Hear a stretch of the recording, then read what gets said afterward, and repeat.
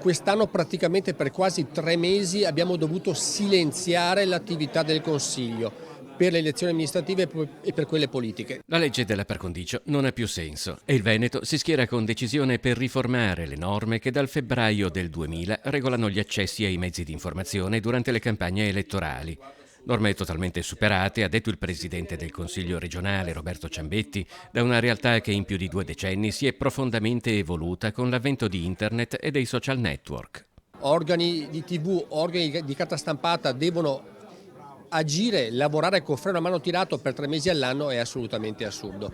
Non ha più senso, va superata, va cambiata. Abbiamo contatti in questo momento con l'Agicom anche per concordare un qualcosa che possa essere utile e portato in Parlamento in tempi brevi.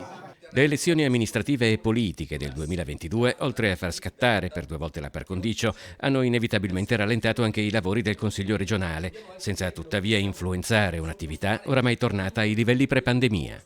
Abbiamo avuto temi che riguardano l'ambiente, leggi che aspettavano l'aggiornamento da qualche decennio sia nell'ambiente sia nelle attività estrattive ad esempio, o misure di contenimento del suolo, iniziative che riguardano la sanità che hanno accompagnato la sanità del post pandemia.